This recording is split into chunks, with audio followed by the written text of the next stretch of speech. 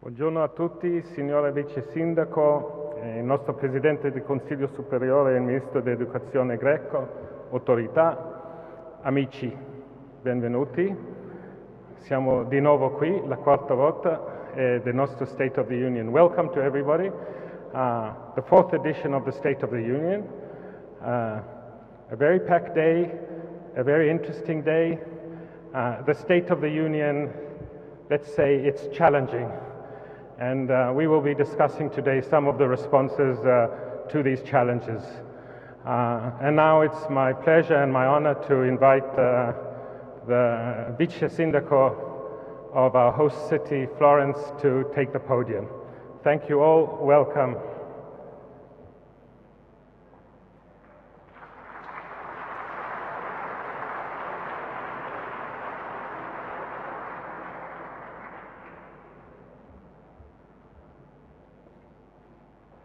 Signore e signori, autorità a tutti, benvenuti a Firenze, a Palazzo Vecchio, per questa quarta edizione dello State of Union.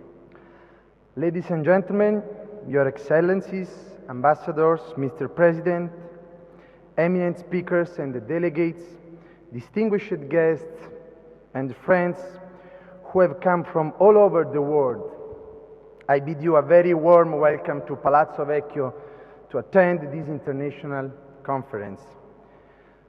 I would like to express my sincere thanks to the European University Institute of Florence, to President Professor Weiler, and to Direction Board and staff who have taken care of the organization of this international event since 2010, 4 years ago, when this event first took place in our city, a city historically open to international exchange of opinions, of different cultures and ideas. The debate has since then never been abandoned and affords essential themes which urgently need to be solved concerning the European community of states and citizens. I am very pleased to see here the most important political representatives of the European institutions and international organizations, as well as experts in their fields, financial institutions, primary business and opinion leaders, all gathered in Florence to discuss about the state of the European integration and its future. The past and the future developments of the integration process in its political, social and economic dimensions has been and can only be the result of the joint effort of the member states, the European institutions and the citizens of the Union, of their special engagement and the capability to find adequate solutions to overcome crises that over time have emerged. This applies also for the present crisis, which requires the full engagement of all the actors involved in the process, institutional, political, social, at all levels, local, national, European. For this reason, I believe that the role of the cities and of their social and urban model could be determinant in order to build a new Europe. We must start from the citizens' education and from everyday life. The values and the principles of Europe should live in schools, factories, in theaters and in squares instead of the venues for bureaucracy and finance.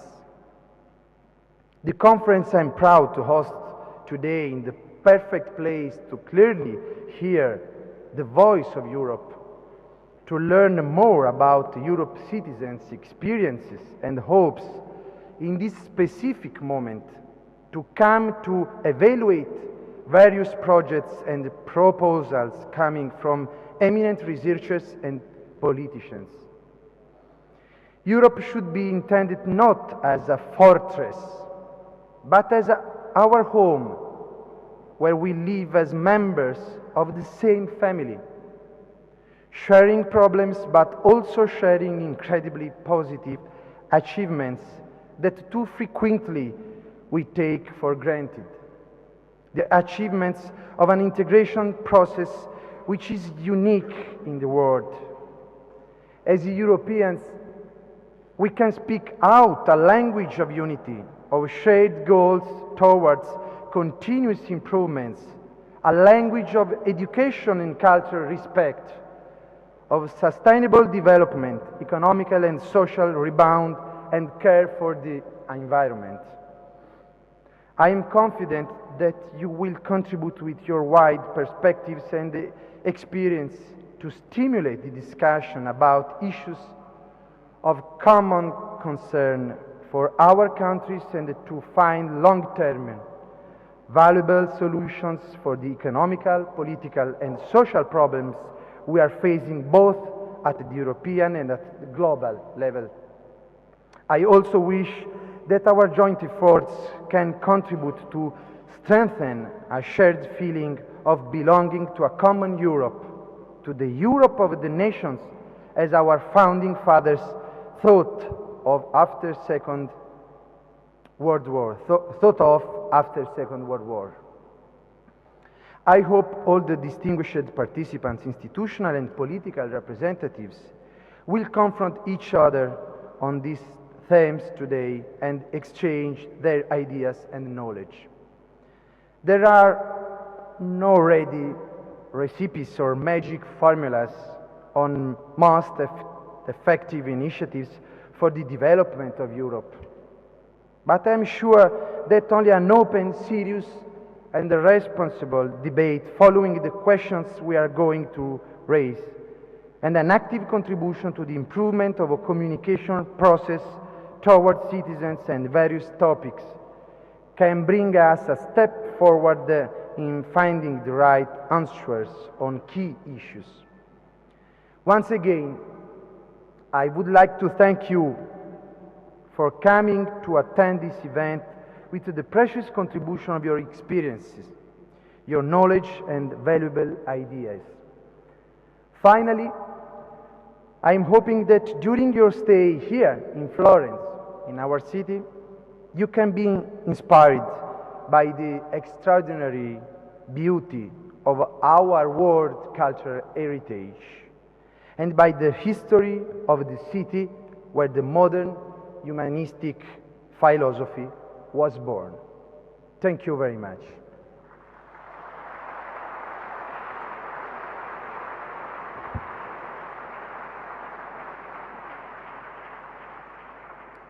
And now, I give the floor to Mr. Konstantinos Arvanitopoulos, Greek Minister for Education and Religious Affairs and the President of the High Council of the EUI. Thank you.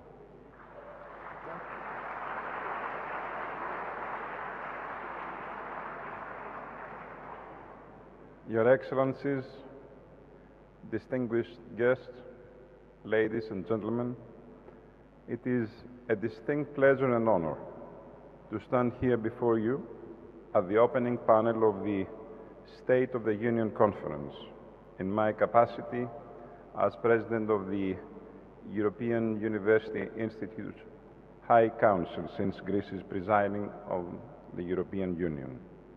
And I would like to thank the President of the European University, Professor Joseph Weiler, for his kind invitation, and also the Deputy Mayor, Dario Nardella, for the hospitality in this city of culture and civilization. Ladies and gentlemen, a quarter of a century ago, in a seminal Jean Monnet lecture, delivered at the European University Institute, one of the living testimonies of the vitality of the European idea, Professor Dahrendorf spoke of what he envisaged as the third Europe, with the appropriate question mark, as he stated. The first Europe was, of course, the Europe of our founding fathers. It was, above all, a Europe without war, which they succeeded in creating. We have had by now, at least in this part of the world, a lasting peace, although the younger generations tend to take that for granted. In any occasion, we reap the benefits of their success with a deep sense of obligation. The second Europe was that of the founding sons, whose task was to realize the European vision in practical terms, and for all the various setbacks to consolidate the European project by navigating skillfully between integration's constitutive principles of unity and diversity. With all the occasional disappointments, both in economic and institutional terms, a testament to which has been the last crisis, they succeeded in creating a solid construction which is today an important part of the politics of nations and peoples. And we still reap the benefits of their success, and we stand today before them with a deep sense of admiration, with a deep sense of respect for their stamina and resolution despite all adversities. What is then, in the face of our obligation to them, the Europeanism of our generation? And what will, in the face of the current crisis, our contribution be to this ongoing, extraordinary polity-building exercise that is constantly presenting us with new challenges as we move to higher levels of collective symbiosis? The survey of the history of the European cooperation and integration since the war leads us to the conclusion that Europe, the European project, if you will, has done well politically, but not so well institutionally. Politically, as far as the substance of European cooperation is concerned, we have gone a long way forward. As far as the framework of taking common decisions is concerned, we have gone a long way forward there too, but more needs to be done. And unless we get the relationship between the two, that is, between political progress on the one hand and institutional building on the other hand, right, we may yet fail to live up to the needs and interests of the people of Europe. The current crisis presents us with grave dangers, but also with great opportunities. And that because all crises boil down in the end to a moment of decisive intervention, to a moment of thoroughgoing transformation, because crises are periods of objective contradiction on the one hand, but also of subjective engagement on the other hand. And it is in that sense that we need to celebrate our successes, to celebrate our democratic diversity, the ideals of Europe, but at the same time strive for a new civic contract among Europeans as well as among them and Union's institutions. Europe should not be lost in technicalities, nor should it give an excuse for radical nationalists to challenge its very existence.